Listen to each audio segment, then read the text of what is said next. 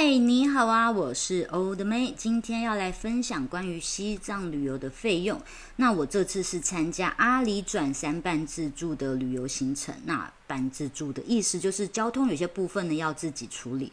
那像我自己处理的部分就是台北成都的来回机票，那以及那个青藏铁路从拉萨到成都的这一段。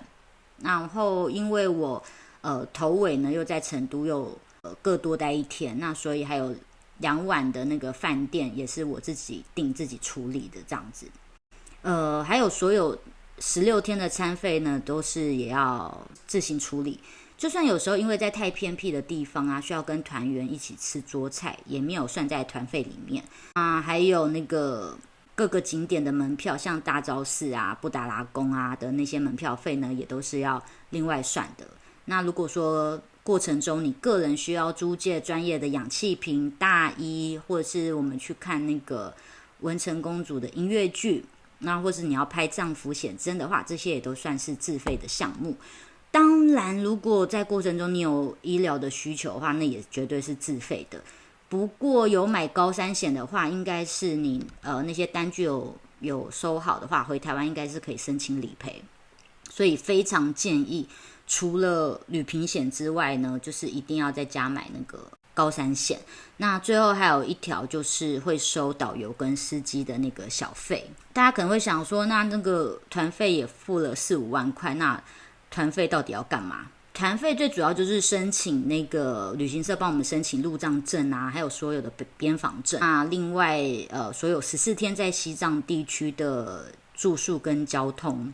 成都到拉萨的这段机票我是请旅行社代订，因为我在网络上的时候我买不到，因为购票的平台一直显示说我要输入有那个大陆的 ID， 但因为我没有嘛，所以直接就是请旅行社处理。那接下来就请大家继续观赏我的第4集，就是有圣湖跟鬼湖的部分咯，谢谢。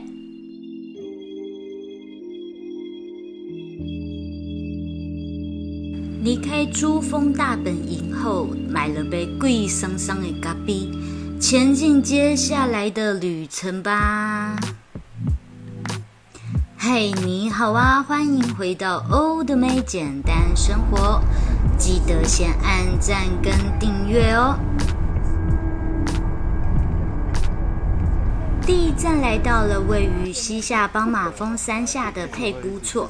那佩姑在藏语里呢有吉祥的意思，而那个西夏邦马峰山是唯一一座喜马拉雅山群里完整在西藏境内的高山，那所以呢也增添这座神山湖泊的故事性。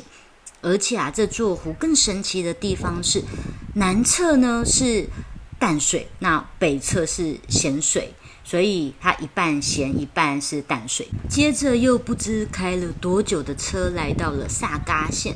萨嘎呢在藏语中意为可爱的地方，由于我们也只是在这里休息一晚，紧接着又要向西，所以只有在觅食晚餐的时候呢在酒店附近走走，所以目前没有特别感受到它可爱的地方在哪里。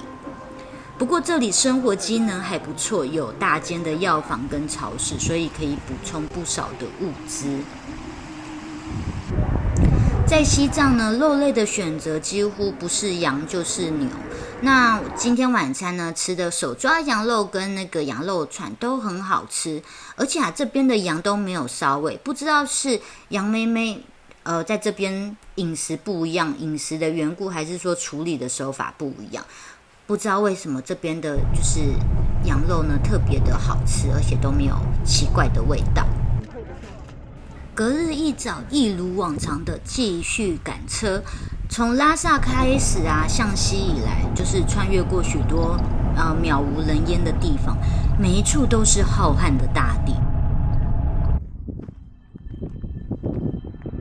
这是海吗？我真以为这是片海。原来是鬼湖拉昂措。这片湖泊真的好像海哦，由于岸边都没有植被，水色呢又比较暗，藏语的拉昂呢即是有毒的黑湖，所以才会俗称之鬼湖。此湖水人畜皆不可饮用，而我当下的我不知情的我舔了一口湖水。而后面几天啊，我除了高山症的症状持续有在影响我自己之外呢，再加上在珠峰有受到一点风寒，身体呢还出现了过敏的现象，眼睛跟手啊都肿了起来。不确定是否跟舔这鬼湖的水有没有直接的关系。而我是回到台湾之后呢，才知道这个湖水不能喝。真的很幸运，身体的状况没有一直恶化下去。这次的影片就先到这里了，准备冈仁波齐转山行程。而我这样的身体状况，在这过程中又会发生什么事呢？敬请期待。最后记得按赞跟订阅哦，谢谢，拜。